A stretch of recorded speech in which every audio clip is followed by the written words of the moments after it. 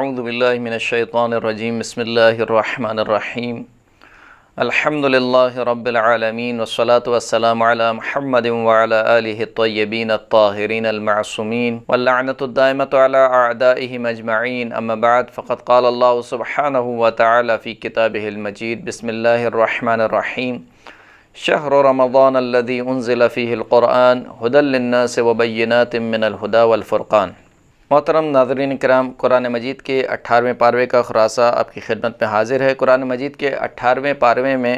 سورہ مبارکہ مومنون، سورہ مبارکہ نور اور سورہ مبارکہ فرقان کی ابتدائی 20 آیتیں شامل ہیں۔ سورہ مومنون کی جس کی کل آیات 118 ہیں، اس کے بارے میں امام جعفر صادق علیہ السلام ارشاد فرماتے ہیں کہ من قرأ سورۃ المؤمنون ختم اللہ لہ بالسعادہ وإذا كان مدمنا قراءتها في كل جمعة كان منزله في الفردوس الأعلى مع النبيين والمرسلين۔ جو شخص بھی سورہ مبارکہ مؤمنون کی تلاوت کرتا ہے تو خداوند کریم اس کا خاتمہ خیر پر کرتا ہے، سعادت اور خوشبختی پر اس کا خاتمہ کرتا ہے، اور اگر کوئی شخص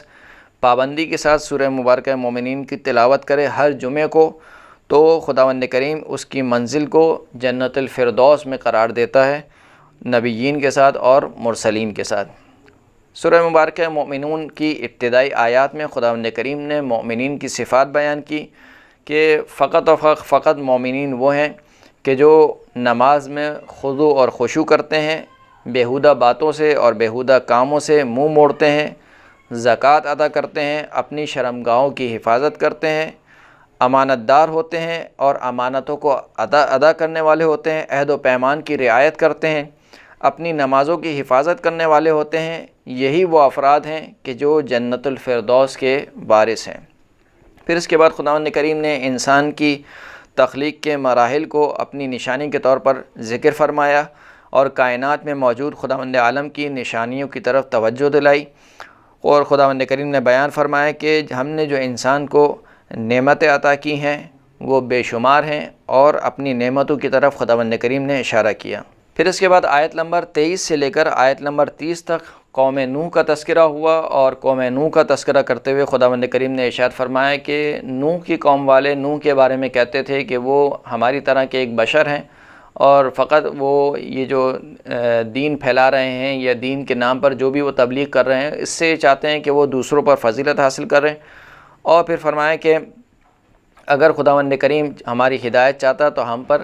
ملائکہ کو نازل کرتا، لیکن نہ ہم نے کبھی سنا، نہ ہمارے آباء و اجداد نے سنا کہ خدا نے کسی ملائکہ کو بھیجا ہو۔ اور فرمایا کہ یہ جو حضرت نوح ہیں ان کے اوپر جنون طاری ہو گیا ہے، نعوذ باللہ۔ حضرت نوح کی دعا کو قبول کیا کہ جب حضرت نوح نے کہا کہ خداوند کریم مجھے اپنے قوم سے نجات دے، یعنی جھٹلانے والوں سے، جھوٹ بولنے والوں سے مجھے نجات عطا فرما، تو پھر خداوند کریم نے حضرت نوح کو حکم دیا کہ وہ ہماری آنکھوں کے سامنے کشتی بنائیں، اور پھر کشتی بنائی گئی، اور پھر وہ پورا واقعہ رونما ہوا، زمین سے پانی پھوٹا اور اس طوفان میں سب کے سب غرق ہو گئے، یہاں تک کہ حضرت نوح کا بیٹا بھی اسی طوفان میں غرق ہو گیا۔ پھر اس کے بعد خداوند کریم نے قوم سمود کا تذکرہ کیا کہ جن کی طرف خداوند کریم نے حضرت صالح کو بھیجا، اور حضرت صالح کے بارے میں بھی ان کی قوم یہ کہتی تھی کہ یہ تمہاری طرح کا ایک بشر ہے، جیسے تم کھاتے پیتے ہو ویسے یہ بھی کھاتا پیتا ہے، اور یہ تمہیں ڈراتا ہے کہ تمہیں مرنے کے بعد دوبارہ زندہ کیا جائے گا، اور یہ اللہ پر جھوٹ باندھتا ہے۔ پھر اس کے بعد وہ پورا واقعہ رونما ہوا کہ وہ اونٹنی جو اللہ کی ایک نشانی تھی، جس کے بارے میں حضرت صالح نے اپنی قوم کو ڈرایا تھا کہ دیکھو اگر اس اونٹنی کو تم نے نقصان پہنچایا تو تمہیں عذاب آ کر رہے گا، اور حضرت صالح کی قوم نے اس اونٹنی کو قتل کر دیا، ذبح کر دیا، تو خداوند کریم نے ایک چیخ کا عذاب ان کے اوپر بھیجا، یعنی ایسی چیخ خداوند کریم کی طرف سے آئی کہ وہ سب کے سب اس میں ہلاک ہو گئے۔ پھر اس کے بعد خداوند کریم نے دیگر کافر امتوں کی ہلاکت کا تذکرہ کیا، اور پھر اس کے بعد حضرت موسیٰ اور فرعون کا خداوند کریم نے تذکرہ کیا، آیت نمبر 45 سے لے کر آیت نمبر 49 تک۔ پھر اس کے بعد خداوند کریم نے حضرت عیسیٰ اور ان کی والدہ یعنی جناب مریم سلام اللہ علیہا کا تذکرہ کیا، اور فرمایا کہ ہم نے ان دونوں کو اپنی نشانی قرار دیا، اور خداوند کریم نے ان انبیاء کا تذکرہ کرتے ہوئے آیت نمبر 51 میں اپنے رسولوں کی جزا کو بیان فرمایا۔ اور پھر ان تمام انبیاء کا ذکر کرتے ہوئے آیت نمبر 51 میں خداوند کریم نے اپنے رسولوں کی جزا کو بیان فرمایا کہ یا ایھا الرسل کلوا من الطیبات واعملوا صالحا انی بما تعملون علیم، کہ اے میرے رسولو پاک و پاکیزہ غذا کھاؤ اور صالح عمل انجام دو کہ بے تحقیق میں جانتا ہوں جو کچھ تم انجام دیتے ہو، جو کچھ تم عمل کر رہے ہو، میں اس سے باخبر ہوں۔ پھر اس کے بعد کی آیت میں خداوند کریم نے فرمایا کہ دین فقط ایک ہی ہے، یعنی وہ دین جو خداوند کریم کی جانب سے حضرت آدم سے لے کر آئے تھے، وہ جناب آدم سے لے کر جناب خاتم تک ایک ہی دین ہے، اس میں کوئی رد و بدل نہیں ہوا۔ شریعت میں رد و بدل ہوا ہے، احکامات میں، فقہی احکامات میں رد و بدل ہوا ہے، لیکن جو دین کے اصول ہیں کہ خداوند کریم ایک ہے، نبوت برحق ہے، خداوند کریم عادل ہے، اور معاد برحق ہے، قیامت برحق ہے، یہ جو اصول دین ہیں وہ وہی ہیں جو حضرت آدم سے لے کر حضرت خاتم تک ہر نبی لے کر آیا ہے۔ تو دین خدا کے نزدیک فقط ایک ہی ہے جسے دین اسلام کہا جاتا ہے، مگر یہ کہ لوگوں نے اسے ٹکڑے ٹکڑے کر دیا۔ اس بات کو خداوند کریم نے آیت نمبر 52 اور آیت نمبر 53 میں ارشاد فرمایا کہ وَإِنَّ هَذِهِ أُمَّتُكُمْ أُمَّةً وَاحِدَةً وَأَنَا رَبُّكُمْ فَاتَّقُونِ فَتَقَطَّعُوا أَمْرَهُمْ بَيْنَهُمْ زُبُرًا كُلُّ حِزْبٍ بِمَا لَدَيْهِ فَرِحُونَ، کہ یہ جو تمہارا دین ہے یہ ایک ہی دین ہے اور میں تمہارا پروردگار ہوں، بس مجھ سے ڈرو۔ لیکن انہوں نے اپنے امر کو یعنی اپنے دین کو اپنے درمیان ٹکڑوں میں تقسیم کر لیا، اور ہر گروہ جو کچھ اس کے پاس ہے وہ اسی کے اوپر خوش ہوا جاتا ہے، اور وہی سمجھتا ہے کہ جو کچھ میرے پاس ہے بس وہی کل دین ہے اور اگلے کے پاس کوئی دین نہیں ہے۔ پھر اس کے بعد خداوند کریم نے فرمایا کہ مشرکین یہ نہ سمجھیں کہ ہم نے جو ان کو دنیاوی مال و متاع عطا کیا ہے تو گویا یہ ایک طریقے سے ہمارے عزیز ہیں اور خداوند کریم کے مقرب بندے ہیں، کیونکہ ان کو دنیاوی اعتبار سے ہم نے ایک اچھی زندگی عطا کی ہے، اور مومنین جو کہ فقر و تندرستی میں مبتلا ہیں، لہٰذا خداوند کریم جو ہے وہ گویا ایک طریقے سے ان سے ناراض ہے اور وہ خداوند کریم سے دور ہیں۔ تو فرمایا کہ یہ مشرکین کا فقط ایک الزام ہے، ہم نے تو مشرکین کو جو دنیاوی نعمتیں عطا کی ہیں فقط ایک ڈھیل اور ایک مہلت کے طور پر عطا کی ہیں، تاکہ وہ خوب اس دنیا میں سرمست ہو جائیں، خوب اس دنیا میں برائیاں کر لیں، اور پھر آخرت میں خداوند کریم ان کو جہنم میں داخل کرے۔ اور پھر خداوند کریم نے بعد کی آیت میں تقریباً آیت نمبر 57 سے لے کر آیت نمبر 61 تک خداوند کریم نے یہ بیان فرمایا کہ اصل خوشبختی اور اصل سعادت یہ نہیں ہے کہ انسان دنیاوی اعتبار سے مثال کے طور پر بالکل مال و متاع رکھتا ہو یا دنیاوی اعتبار سے اس کو کوئی کمی نہ ہو، بلکہ اصل سعادت اور خوشبختی جو ہے وہ آخرت کی ہے۔ خداوند کریم ارشاد فرماتا ہے کہ ان الذین هم من خشیۃ ربهم مشفقون والذین هم بآیات ربهم یؤمنون والذین هم بربهم لا یشرکون والذین یؤتون ما آتوا وقلوبهم وجلة انهم الی ربهم راجعون اولئک یسارعون فی الخیرات وهم لها سابقون، کہ بے تحقیق وہ لوگ جو اپنے رب کے خوف سے خوفزدہ رہتے ہیں اور اپنے رب کی آیتوں پر ایمان لاتے ہیں اور اپنے رب کے ساتھ کسی کو شریک قرار نہیں دیتے ہیں، جو کچھ ہم نے ان کو عطا کیا ہے اس میں سے دوسروں کو دیتے ہیں، جبکہ ان کے دل خوفزدہ ہوتے ہیں اس بات سے کہ وہ دوبارہ پلٹائے جائیں گے۔ فرماتے ہیں کہ یہ جو لوگ ہیں یہی وہ لوگ ہیں کہ جو خیرات کی طرف، نیکیوں کی طرف جلدی کرنے والے ہیں اور نیکیوں میں سبقت لینے والے ہیں، یعنی اصل سعادت اور خوشبختی یہ ہے، نہ یہ کہ مثال کے طور پر دنیاوی اعتبار سے انسان کے پاس مال و متاع آ جائے یا اس کی اولاد زیادہ ہو جائے یا اس کا مال زیادہ ہو جائے، یہ قطعاً خوشبختی کی علامت نہیں ہے۔ آخرت کے اعتبار سے، آخرت کے اعتبار سے جو خوشبختی ہے وہ خداوند کریم نے ان آیات میں بیان فرما دی۔ پھر اس کے بعد خداوند کریم نے کافر قوم کے کھاتے پیتے افراد کے عذاب کا تذکرہ کیا، یعنی کافر قوم کے وہ افراد جو کہ دنیاوی اعتبار سے بالکل جسے کہنا چاہیے کہ ویل سیٹلڈ افراد تھے، جن کے پاس دنیاوی اعتبار سے کوئی کمی نہیں تھی، مال و متاع میں کوئی کمی نہیں تھی، ان کے عذاب کا تذکرہ ہوا کہ جب ہماری آیات ان کے سامنے پڑھی جاتی تھیں تو وہ ہماری آیتوں کے سامنے تکبر کرتے تھے اور پیٹھ پھیرتے تھے، تو پھر اللہ نے ان کو اپنے عذاب میں مبتلا فرما دیا۔ اور پھر فرمایا کہ حق اگر کافروں کی خواہشات کی پیروی کرنے لگے گا تو زمین اور آسمان دھرم بھرم ہو جائیں گے۔ خداوند کریم آیت نمبر 71 میں اشارہ فرماتا ہے کہ لو اتبع الحق اہواءہم لفسدت السماوات والارض ومن فیہن بل آتیناہم بذکرہم فہم عن ذکرہم معرضون، کہ اگر حق ان کافروں کی خواہشات کی پیروی کرنے لگے تو آسمان اور زمین سب کے سب برباد ہو جائیں گے، اور جو کچھ آسمان و زمین میں ہے وہ بھی برباد ہو جائے گا، بلکہ ہم نے ان کو اپنے ذکر عطا کیا لیکن یہ ہمارے ذکر سے پھرے جاتے ہیں۔ اور پھر فرمایا کہ آپ جو ان کو توحید کی دعوت دے رہے ہیں تو کیا آپ ان سے کوئی پیسے لے رہے ہیں؟ یعنی جو آپ ان کو ہدایت دے رہے ہیں یا دین کی طرف بلا رہے ہیں، کیا اس کام کے اوپر ان سے کوئی پیسے مانگ رہے ہیں؟ یقیناً آپ کوئی پیسے نہیں مانگ رہے ہیں۔ یعنی اگر مثال کے طور پر آپ کے کام میں کوئی دنیاوی فائدہ ہوتا تو آپ ان سے پیسے مانگتے، اجرت مانگتے، تو آپ ان سے کوئی اجرت اور کوئی پیسے نہیں مانگ رہے ہیں، بلکہ جو خداوند کریم کے پاس آپ کا اجر و ثواب ہے وہ اس دنیاوی مال و متاع سے کہیں زیادہ ہے۔ اور پھر فرمایا کہ جو افراد بھی روز قیامت، روز آخرت کا ایمان نہیں لاتے وہ پل صراط سے اوندھے گرائے جائیں گے۔ فرمایا کہ وَإِنَّ الَّذِينَ لَا يُؤْمِنُونَ بِالْآخِرَةِ عَنِ الصِّرَاطِ لَنَاكِبُونَ، وہ لوگ کہ جو روز آخرت پر ایمان نہیں لاتے وہ بے شک پل صراط سے اوندھے منہ گرائے جائیں گے۔ پھر فرمایا کہ یہ کافر اس قدر ڈھیٹ ہے کہ ہم نے کئی بار انہیں آج دنیا کے عذاب میں مبتلا کیا، یعنی کئی بار ان پر ہم نے مصیبتیں نازل کیں، لیکن اس کے باوجود یہ خدا کے سامنے سر تسلیم خم نہیں ہوتے ہیں۔ آیت نمبر 75 سے لے کر آیت نمبر 77 تک خداوند کریم نے ان کا تذکرہ کیا۔ پھر اس کے بعد خداوند کریم نے توحید کو بیان کیا، معاد کی طرف اشارہ کیا اور فرمایا کہ کافر دوبارہ اٹھائے جانے کو بعید سمجھتے ہیں اور تعجب کرتے ہیں۔ یعنی کافروں کے پاس اس بات پر کوئی دلیل نہیں ہے کہ آیا انسان کو دوبارہ اٹھایا جانا ناممکن ہے یا محال ہے، اس کے اوپر کوئی دلیل نہیں ہے ان کے پاس، صرف بعید سمجھتے ہیں۔ یعنی وہ کہتے ہیں کہ بعید ہے، تعجب کرتے ہیں کہ بعید ہے کہ ایک انسان جو مر گیا، مرکھپ گیا، مٹی بن گیا، اب اسے دوبارہ کیسے زندہ کیا جائے گا۔ آیت نمبر 82 اور آیت نمبر 83 میں خداوند کریم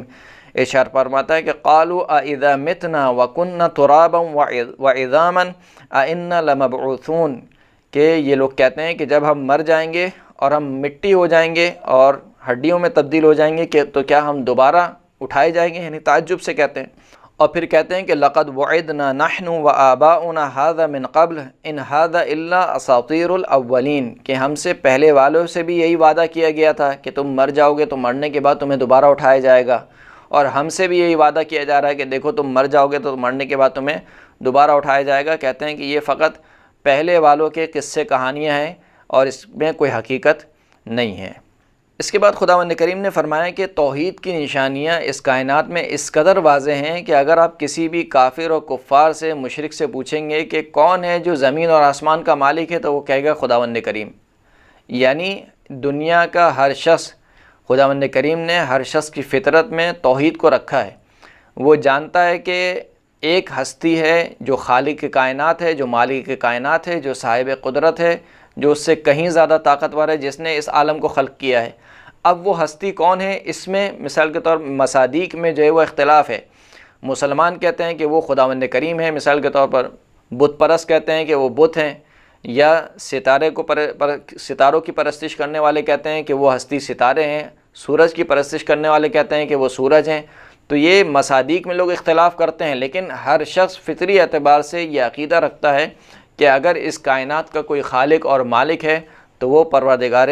عالم ہے۔ اس کے بعد آیت نمبر 91 میں خداوند کریم نے شرک کی نفی کی اور فرمایا کہ مَتَّخَذَ اللَّهُ مِن وَلَدٍ وَمَا كَانَ مَعَهُ مِنْ إِلَٰهٍ إِذًا لَذَهَبَ كُلُّ إِلَٰهٍ بِمَا خَلَقَ وَلَعَلَا بَعْضُهُمْ عَلَى بَعْضٍ سُبْحَانَ اللَّهِ عَمَّا يَصِفُونَ،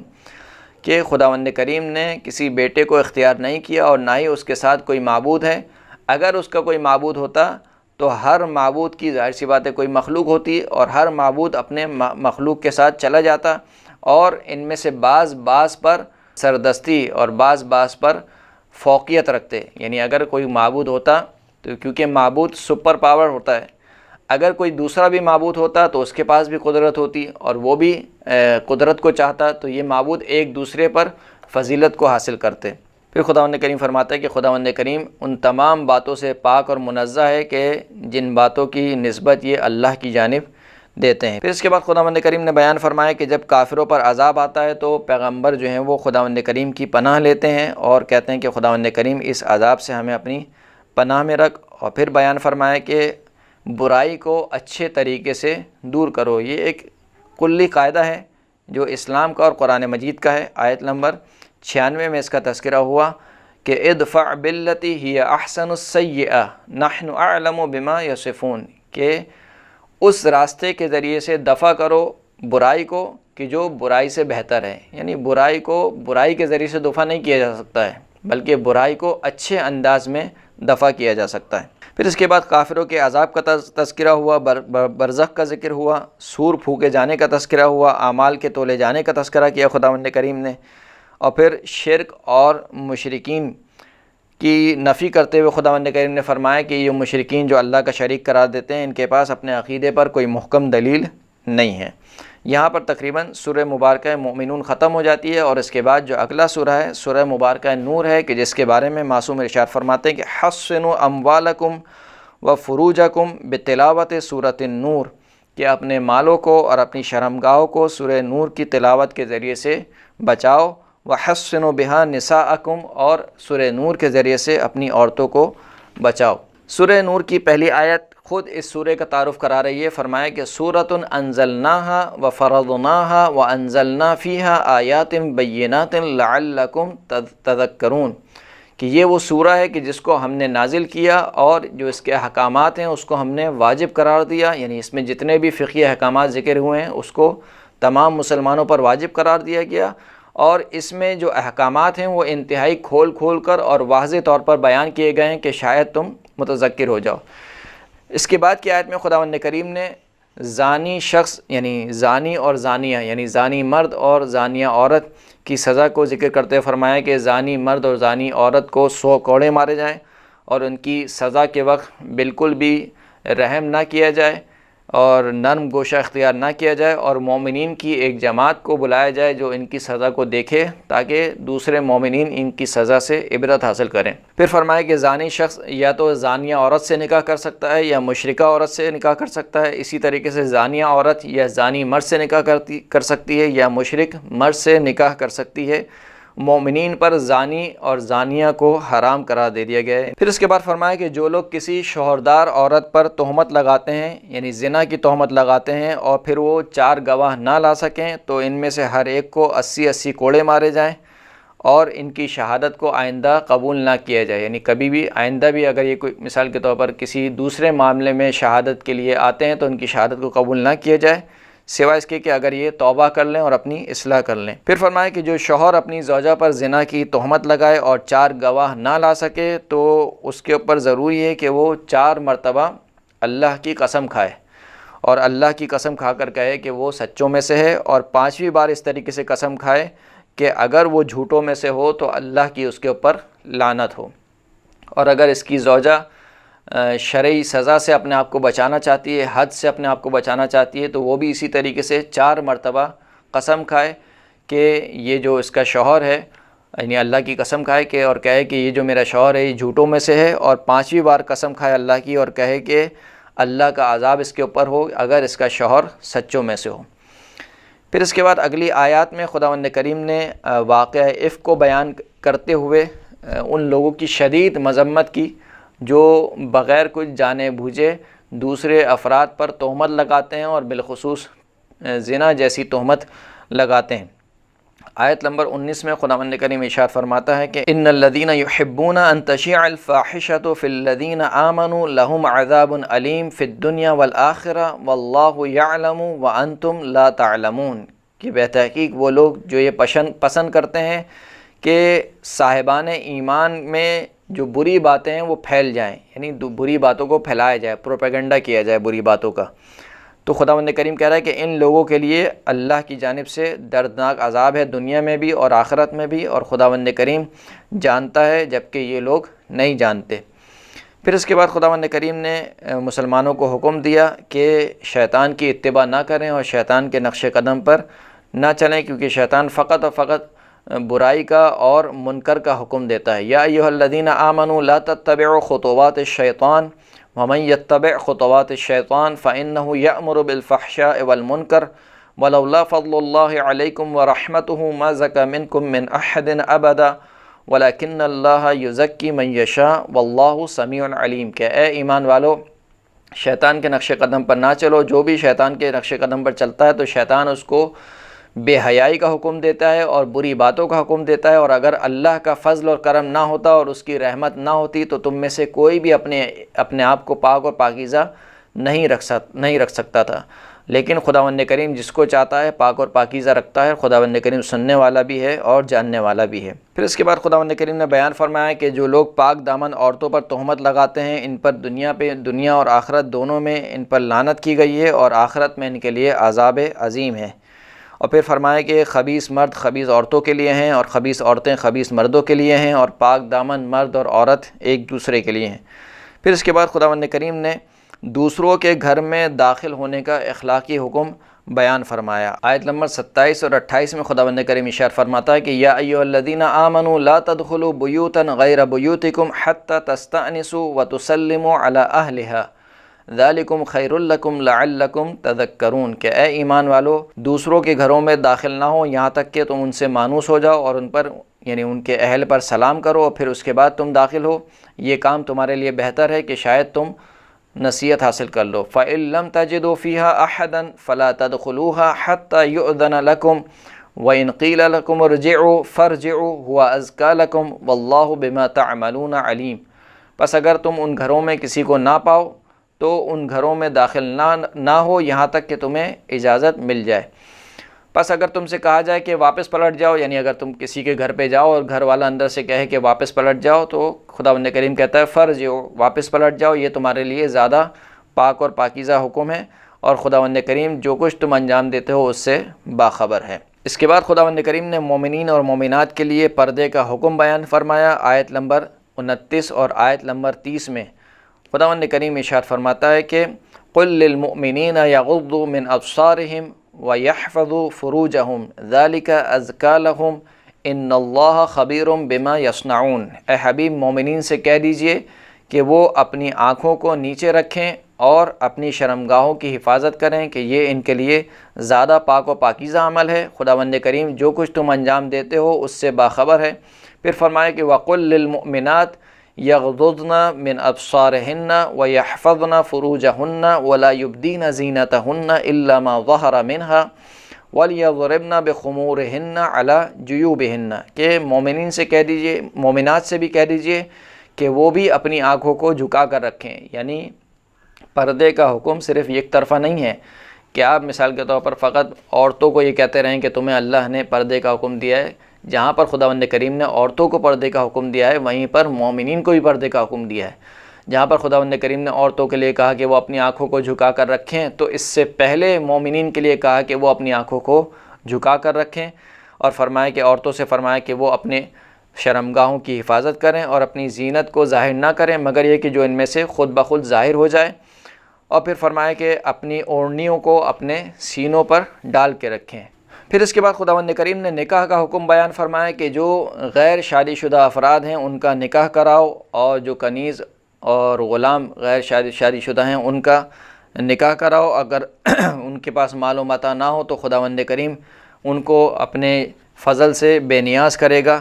اور پھر فرمایا کہ جو شخص نکاح کے حوالے سے مال و متاع نہ رکھتا ہو یا کسی اور وجہ سے نکاح نہ کر سکتا ہو تو اسے چاہیے کہ وہ پاک دامنی اور عفت کو اختیار کرے اور اپنے آپ کو گناہوں سے آلودہ نہ کرے۔ اس کے بعد آیت نمبر 35 میں خداوند کریم نے اپنی ذات کو ایک نور سے تشبیہ دی اور فرمایا کہ یہ نور ایسے گھروں میں ہے کہ جس کو اللہ نے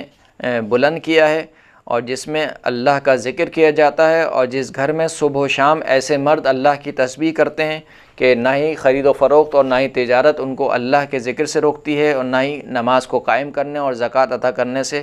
روکتی ہے، اور وہ اس دن سے ڈرتے ہیں کہ جس دن دل اور آنکھیں الٹ پلٹ ہو جائیں گے۔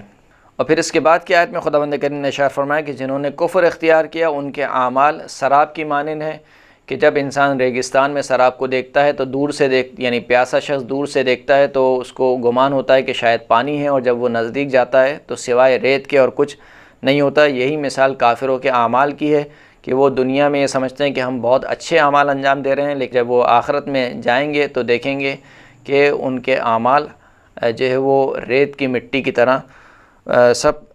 برباد ہو چکے ہوں۔ پھر خداوند کریم نے ارشاد فرمایا کہ اللہ کے لیے کائنات کی ہر شے تسبیح کرتی ہے، زمین اور آسمان کی بادشاہت اللہ کے لیے ہے، اور پھر توحید کا بیان ہوا،